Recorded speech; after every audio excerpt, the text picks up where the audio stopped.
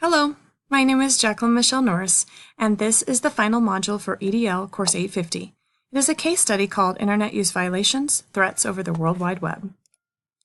These are the Fort Hays State University standards chosen for this module. These standards address candidates recognizing the needs of students driving the programs within the school. The International Society for Technology standards include staying up to date on current effective use of technology. The summary of this case is as follows. Dr. Smith, administrator, hired a new teacher, Ms. Tate, to teach sciences. Ms. Tate has a strict teaching style and rigorous curriculum. Parents and students complain. Dr. Smith offers strategies to help lessen educational stress and increase positive interaction with the students, and Ms. Tate has not been successful at implementing these changes. During her second year at teaching, Ms. Tate received an email telling her to look at Facebook link. She finds comments about her personal behavior, critical comments of her teaching, highly offensive language, and a question: who wants Ms. Tate to disappear? Ms. Tate calls her principal. He tells her that he believes it to be a prank. However, he plans to print everything out, contact the district technologist, and interview the students Ms. Tate thinks may have had a hand in creating the web page. Category 1 is the problem identification analysis. Part A, what is known. Slattery Steno High School is an affluent high school with an established principal who prides himself on suggesting very highly qualified teachers to hire. Ms. Tate, older than most new teachers, is qualified to teach specialized science courses. She establishes the classroom with rigor and a serious teaching style. We also know that the students are currently experiencing high levels of stress due to this rigorousness. Many of them aspire to be head of the class, and there is intense competition. Dr. Smith, the principal, has discussed how to reduce stress and provide strategies to increase positive interaction with her students. To this point, she has not been successful in implementing these strategies. Now, there are numerous complaints from parents about the workload and stringent expectations.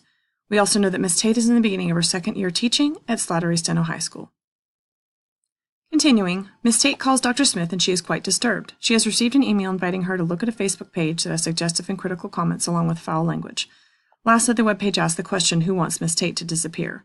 The principal assures her that it's probably a prank, but asks if she has had any disgruntled students lately. She immediately thought of and named William Hall. Dr. Smith makes a plan to print hard copies of everything, speak to William Hall and the district technologist. Ms. Tate states that she will be staying at her mother's house for her own safety.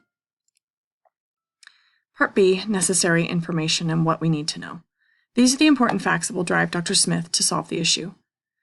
Will the school resource officer deem a threat? Questions for the district technologist include, who sent the email? Who does the Facebook account belong to? Who created the website? Was it created at school or on a school computer? Will Ms. Tate be able to continue teaching, or will her emotional state prevent her from completing her duties? Were these suggestive comments false, and does that qualify as libel? Lastly, what we need to know is, what is the district policy? An article by Teaching Time said that most schools have an existing information and communication technology policy, but school leaders should review these to ensure that they contain clear, acceptable use guidelines with specified consequences for non-compliance or abuse. Part C, problems identified. To begin with, all stakeholders in the school need refreshers on social media policies. The rigor in Ms. Tate's class is expected. That is what she was hired for. She may be falling short on the connections with her students, and thus far she has not been successful in implementing any of Dr. Smith's suggestions. Speaking to the problem of the email and Facebook webpage, the suggestive comments may be considered libel if they are not true. The last comment about wanting Ms. Tate to disappear will most likely be deemed by the SRO as not indicative of a threat. The principal is possibly speaking out of turn when he states that he thinks the whole thing is a prank. He may be right, but I believe that to not be the appropriate time to say so, and really it is up to the SRO to decipher and investigations to uncover. Additionally, just because William Hall is clever and other students ask him for help is not reasonable suspicion enough to interview him. What is important, and what is a relevant problem, is that Ms. Tate perceived a threat, as evidenced by her statements of, I may not be safe, and her questions from Dr. Smith, should I call the police? Additionally, she feels very unsafe and plans to stay at her mother's house. The textbook, A Teacher's Pocket Guide to School Law, states that cyberbullying is the use of electronic devices to send or post hurtful, embarrassing text or images intended to create anxiety, intimidation, or emotional distress in another person. Posting of false statements on the internet falls within the spectrum of offensive communication. A lawyer for the person who made the webpage may say that the webpage did not intend to create anxiety or emotional distress. However, Ms. Tate and her lawyer would probably argue that since the person was unhappy about her teaching style, the webpage was most certainly meant to distress her. Ms. Tate may also have a case of offensive communication or perhaps even libel, which is printed slander. Lao Tzu says the best fighter is never angry. Category 2, proposed plan of action is as follows. Involving the school resource officer or local law enforcement to determine if a threat investigation is necessary. Full cooperation must be given. The district technologist must be contacted to find out where the email and Facebook posting originated. Then the contacted parents, when discovered, will need to take place, and a meeting will need to also take place with students, parents, counselor, principal, and teacher. There may be possible legal actions if the suggestive comments portion of the Facebook page was deemed libel. We may also consider removing Ms. Tate from the classroom until investigation reveals information. On a side note, this can be a wonderful time to learn from Ms. Tate. New teachers certainly go through the ringer, and this might be a prime time to self-reflect and implement and practice some strategies. It may also be a perfect time to find a mentor teacher, possibly one who may also teach rigorous class, such as mathematics or an advanced placement history course. Category 2, proposed plan of action continued. Dr. Smith must fulfill his duty to Ms. Tate to provide her with a relative information and resources to help her be successful in her job. Assure her that the problem is being investigated and the safety of all is of utmost importance. Please direct Ms. Smith to seek out counseling services to overcome any fears of being threatened. A solid practice is the Oreo cookie method to communicate expectations. First, the principal will converse with Ms. Tate regarding what he sees that she does well as a teacher. If she is amiable, he'll need to have her describe something she feels she does well. Next, Dr. Smith will then invite a discussion as to her explanation of her class expectations. He will listen and offer empathy during this process. He may then invite a discussion on the modifications she may consider to address the high levels of stress and the stringent expectations. Lastly, Dr. Smith will describe what is considered a positive quality, in this case, her dedication to high-level teaching and learning standards. He will team her up with a mentor teacher or perhaps work more closely with her to develop some positive interactions with students. Since Ms. Tate is a new teacher, there should be several observation opportunities well before the grading period is over to address any concerns the teacher, students, and parents have regarding grades. I'm assuming that Dr. Smith, who is very concerned with his reputation, would want to see a proposed syllabus addressing rigor and expectations.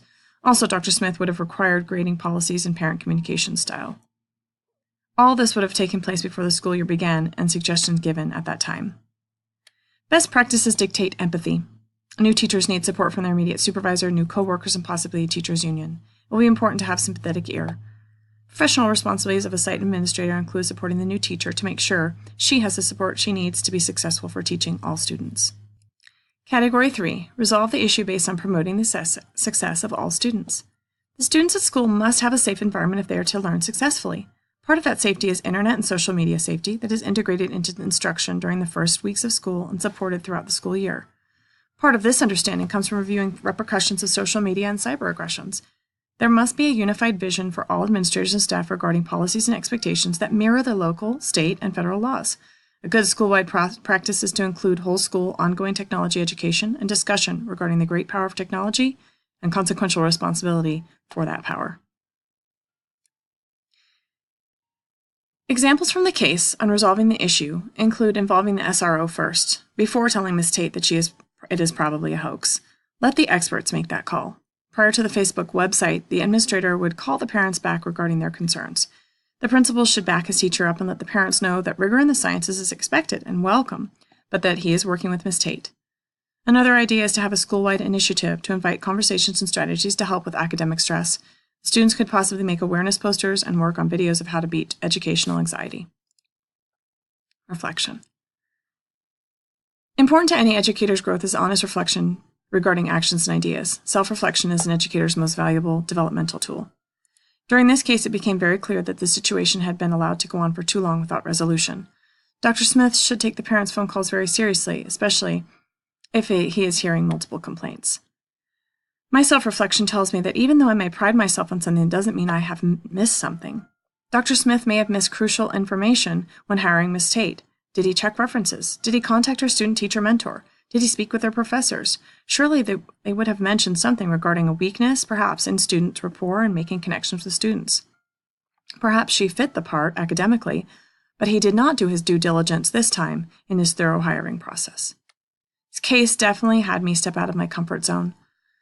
Online bullying is common, too common, and usually it's student to student. However, it is becoming much more prevalent to teachers to expect online problems from students. One article by Lisa Voss suggested that 1 in 5 teachers in the UK are being cyberbullied. Reflecting on Standard 5. This standard paraphrased is, as an educational leadership candidate, I'm becoming familiar with the fact that every student must have success, and that success is promoted by the building administrator, who must act with integrity, fairness, and a strong sense of ethics. The significance for this module includes that the tone, expectations, visions, and goals for student success come from the principal. The principal in this case study may have had more success with an earlier intervention, mentorship, and support for his new teacher. Additionally, this building administrator really needs to consider folding digital citizenship into beginning of year routines, as well as refreshers, role-playing, and even school-wide presentations, such as guest speaker assemblies. By doing these things, the educational leader inspired and promotes student success. Component 1, academic success. As it relates to Standard 5. Academic success begins with safety. Internet safety begins at the elementary level and continues through the professional learning levels. Student learning hinges on student acting in safe ways with their technology. Student social skills depend on their understanding of how to stay safe with social media. Student health, emotional, physical, and mental, relies upon student digital safety skills learned regarding information, hurtful words, sharing personal information, and time limits. Student academic success is really only possible through student safety lessons and intrinsic motivation for doing the right things online. Component 2, the personal well-being of every student as it relates to Standard 5. By setting a standard for expected communication and student rapport, the administrator sets the climate of tone for the teaching staff. Well-being begins with parents telling us about their children's needs. During parent-teacher conferences, the parents immediately connect with the idea that they, the parents, and schools work together are a powerful combination. Communicating educational and social goals from the teacher to the students and parents is a healthy way to start any new school year and class. There is an important social component to the beginning part of school. Teachers and students who take the time to get to know one another have a greater chance of success. If the students have personal connections and emotional safety in the classroom, the learning is more likely to bloom. Component 3, enhance instructional capacity as it relates to Standard 5. One way to enhance instructional capacity is to make sure to have counselors give lessons at the beginning of the year regarding bullying, cyberbullying, sexual harassment, and social media awareness. Each teacher will be asked to incorporate some type of lesson throughout their course that re-emphasizes that counselor lesson. Everyone on site will use the same language to promote technology, health, and the ability to grow educationally with a strong technology foundation. Another component includes holding regular staff meetings with organization, clear goals, and efficiency. It will foster our educational family to develop high standards. It will assure a commitment of communication with students and their parents as a part of a community built upon improving instructional excellence. Lao Tzu said the best fighter is never angry. The best teacher is one who lays the groundwork so they don't have to become angry. Citations include the textbook from this course along with 2 other articles regarding cyberbullying. This concludes my presentation. Thank you kindly for listening.